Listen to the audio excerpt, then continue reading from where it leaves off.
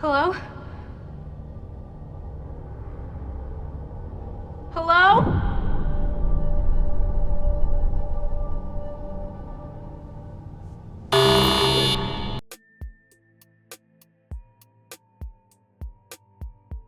Today I have Logan Leah Lang here at the Cinephile, well, rather pretentious Cinephile studio, and she is not a film student, but someone who I can consider as a Yes. cinephile. Yeah, Yeah. I watch a lot. So you are a psychology student. Yes. And I gave you a movie to watch that I think will challenge the psychology part of your interests. I agree. So I gave you The Circle, released in 2015. I watched it on Netflix. And yeah, how did you find that movie? It was quite a good movie. I watched it a couple years back when it came out, so it was nice to rewatch it and have a refresher. There was a lot of parts that I don't remember and a lot of parts that I do remember. So it was nice to also get the plot twist refreshed in my mind. What I do like about the film is that it's one set. Well, there's Yes. like, for the majority of the film, it's like one set, black room with like red arrows and white. Your selection Circles, point is like what? everything, Yeah, yeah. that's why it's called The Circle. They're all in a circle surrounding this mysterious like orb, if I can call it Yes. that, and it makes decisions like who to kill. Like I Well, don't. it doesn't make decisions. The people they make decisions, decisions. yeah. So when I stumbled, it was a weird random thing. I was looking for something to watch, and I was like, let me watch the circle thing. And then I saw it was like 2 minutes in. I was like, what the hell is going on? Right? What's happening? Halfway through, I'm like, oh, I'm actually still watching, because I was like, it's a weird film. I don't know what I'm expecting here, but I kind of like that it kept it simple, but tackled so much. It really did. And with that, I wanted, like, as a psychology thing, it tackles the psyche a lot. Obviously, it brings in a lot of philosophical questions. It brings in a lot of psychological questions as well. Of course. And we can look at both sides. But what can you say stood out for you the most as a message? Well, I wouldn't really say, maybe not as a message, but something that definitely stood out was because the whole point of the movie was when they started to decide who to kill off, to put it simply and plainly, they started to pick off. They started with social categorization. So they started with age. So is that social categorization? Yes. Is that like a term? Yes. Okay, social cool. I'm learning categorization. something here. Yeah. So it involves age, gender, race, things like that, right? So what they started off with in the movies, they started off with age. The 70s and 80s, that was people that they, voted off. Let's say it like that, that they voted off.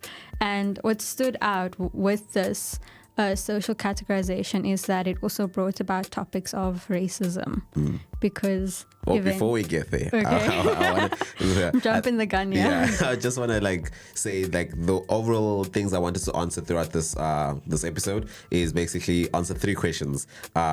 What is the value of, basically, what's the value of human life? Right. Who decides that value? Right. And basically, how far are people willing to go Right. to basically save themselves? Those are the three Right. questions I want us to focus on as we continue our discussions. And you did mention the social categorization, and that was brought about that striped character. He was wearing like a striped shirt, Yes. and then he was like, okay guys, clearly we have to decide who's killing who Yes. here, and I suggest the old people. And that opened up I'm gonna call it, I just let the word by social categorization thing, starting with the age. And I don't know how I felt about that. But also notice how quick people were to agree. They weren't like right off the gun. But once he explained that, oh, well, they've lived their lives and we have other people here to think about who are young, then people were like, oh, okay, essentially. Makes sense. It Why makes not? sense. Even though it goes against one's own morality. Because we have people in there who essentially have good morality, who didn't want anybody to die to begin with. But then because their you're put in a selfishness situation comes out. though. Exactly. Besides the selfishness, you're put in a situation where whether you make a decision or not, someone will be killed off. So Yes. grappling with that, I think the next logical thing was to, like, okay, you've lived a full life. let's give other people a chance while we're trying to figure out what's happening here. And I don't know if I agree with that, but I get it from that perspective. That's also the thing. It's kind of like your fight or flight kicks in. Like, what are you willing to do to stay alive? Because as you notice through the movie, the concept of in-groups and out-group bias come up, where people started to become separated of, okay, no, let's do this in a sort of good way, as compared to, because you notice that eventually the group overall decided that at the end of the day, there was a pregnant lady and the kid that was going to survive. But that kid almost so many times that kid was gone. I was so nervous, and it was my second time watching the movie, and I was so nervous for her. Like, what? But with those groups, a lot of people, you notice that near the beginning of the movie, they decided, okay, between the kid and the pregnant lady, those are the two people that in the end should be the last survive. two. But then people were like, okay, yeah, but as the movie goes on, okay, but between the two of them, only one can survive. And that was when the group started to come out, the in-group and the out-group, where the out-group, I would say, based on my personal analysis, was the people who were saying, let's vote off the kid. Just to make it easier. To make it easier for not essentially the pregnant lady, but more to give ourselves a better chance at survival. But and then the in-group was, if you watch the movie, the soldier and the old lady, who was more of, no, let's not do that, because that's just completely wrong. Like, the kid has so much to live for as well. But then how would they feel? But I feel like while they were doing this, they were losing the main point so whoever put them there. So the thing is, the premise of the whole movie, we don't know who put them there. They just wake up as the viewer ourselves were put in the... You heard some of them say, oh, it was aliens, right? Yeah. But we never visually see that. Even when the last person comes out at the end, they just walk to see those flying saucers and UFOs. So that the mystery of this big bad character that put us here or whatever is never revealed. And the first thing that they all agree is basically, what does it all mean? How do we survive? I get that was the whole point. That was the initial point that they were trying to figure out. It became to who are we killing next? Right. And then they started asking for volunteers, which I thought was crazy. The volunteer part, I wrote down here as well. I was like, okay, this volunteer thing, it mirrors a lot of things in society. If I were to look at this whole film as a reflection of society, I was going to say... That's how I looked at it as well. Because that's how it... Yeah, I think it did a very good thing, especially with the costuming. We can see the soldier, we see the police guy, we see the doctor... We're also on that's another thing on the the doctor and the guy. So basically the whole thing with the volunteers, I was like, is this the people in life that say that choose the path of suicide, if I have to put it that way? If we look at, because I felt like the movie was saying, okay, for us to do or to get better or get more time, which was the most valuable thing, they're just getting more time, is what's happening in society, getting more money. Let's say the more money you have, the more you have to disadvantage people. And then there's people who basically not necessarily want to participate in that thing because of whatever other reasons, so they choose a different path of life. This is not the world that I can or I want to live in. And then there's a volunteer of I volunteer to exit this game. So I felt like that whole game was like a reflection of society, a reflection of life. And then I felt like the volunteers were a representation of that, especially with the it's common in teens. Yes. And then it was the first person to volunteer was a teenager. Yes, that's correct. Very confusing time in life. And then you also see later on near the end of the movie how the little girl also volunteers to save the pregnant woman. It's quite a heavy movie to watch as well. But it also shows you how, when put under such absurd and arbitrary pressure and conditions, how psychologically you've got fear and stress that comes out, which leads to manipulation. You know, because there were so many. Then you had that couple who pretended to be married just to save themselves. But I like the introduction though, because they were like the before the killed the one guy off was having an affair with the doctor. So okay, just for context, the couple introduces themselves and immediately there was a lot of juxtaposition put. So we have a nice, seemingly happy married couple, and then we have this doctor who says, "I know this guy."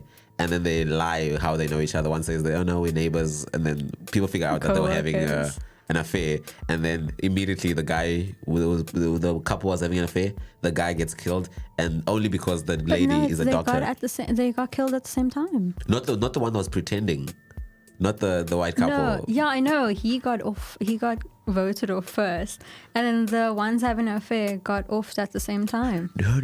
I'm so sure. I am telling you, Clarence, we need to go rewatch this movie right now. Because I know there was like, in my memory, the lady says, "I'm a doctor, that's why I should be saved." And then everyone's like, "Okay, yeah, sharp, you win, yeah, keep her safe." And then someone is having an affair with her. That person gets killed because the other two were happy married. But remember, they were tied, and then he tells her, "You should have never married that guy." And she's like, "Oh, I know." And then I'm getting good. I need to rewatch. You need to rewatch. Guys, I swear to you, need to rewatch that movie right now. But with the movie as well being like, I know we're jumping around in terms of like, but like there's so much to talk about in terms of like the psychological side of whatever's happening there, and deciding someone to die is like, you're basically killing these people. They're all agreed on killing. Did you notice how at the end they started trading off each other? They were like, "Oh, I'll give you this woman if you give me the kid." So would you say, and just to answer that, how far people will go, would you say that if people put under enough pressure, they would do something out of character? Yes. It's like that's on a professional. Oh, yeah, I do. I think what also played into that was that you couldn't see who voted for who. Oh, that was a good thing. That was something that was so incredible that they did and made so much sense, because that also shows you, okay, they don't know who I'm going to vote for, which means that I can agree to something. And then not do it. And then not do it. And which happened multiple times. We saw that, which happened multiple times. Yeah, but in terms of how far people will go, it's like, you notice with the people who are like, "Oh, we should get volunteers," but then those people giving these ideas weren't volunteering themselves. They were just feeding into it. Was more of like, I will do anything to survive right now, to not die. And that was the businessman guy. Well, I think he was a businessman because of the dressing. And that the older guy with the red. Oh, I did not like him. I did not like. Notice how he was gay, or at least that's what they hinted at. Because when the business guy was questioning the woman who has a wife, and then she was like, "Oh, well, I'm not the only like person in here in a same-sex marriage," and the camera goes to him, but he's so hypocritical. So people, I truly believe people will do if put under pressure of it, in a circumstance like that, people will do anything. But then I'm trying to, what was the goal then? Was because the main two things was, do we all count the same then, and we just decide who gets to survive, which is what they inevitably did, or is like, oh, let's try and trick other people so that I can survive, which the other guy was trying to, the one was left with the pregnant, with the kid and the pregnant lady, that guy, and I just want to know, like, what was the ultimate goal of them being in that circle? Well, if we're saying, let's say that it was aliens, and it was just all a game to them, or it was a study for them, an experiment to them, to see as human beings, what do we value as worth living? What do we see as, what is the ultimate type of person that to live? Like, who is the person that is most worthy of being alive? Oof, yeah. Because then, we got the race thing that I'll say because the guy was like, "Hey, black people guys, have been." I'm sick of it. Like I'll just be the next one to go. Like, he tried to play that race card and it did work to a certain extent. It worked to a certain extent, but like, it's like it was they was taking me back to what's ever happening in the world. Like, we know that yes, races are a real thing, but you do get people that use it to try and get their way, basically. Right. Like, so many of the issues there was like real issues that are faced by society, but it was in that moment it was like, ooh, hey, I gotta use this so I can like have a lot more of time. stigmas were brought up. Yes. Especially when it comes to, like, you notice there was that business guy who was quite homophobic. Was the one with the business strap? guy, yes, he was quite homophobic towards that one woman, and he thought that people would vote her off because she is a lesbian. He thought that, and he says, a lot of you here are religious people, you're Christians. Oh yeah, there was the minister was there as well. And he says, so like, why should, like, she sinned. But then when it comes to voting, as soon as he's finished talking, he's the one that gets voted off.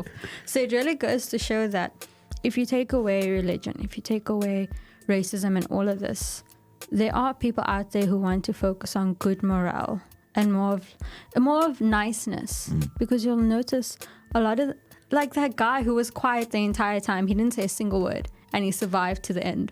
But you see, you bring in another thing, which is the talking point, because sometimes you start speaking and then that gets you off.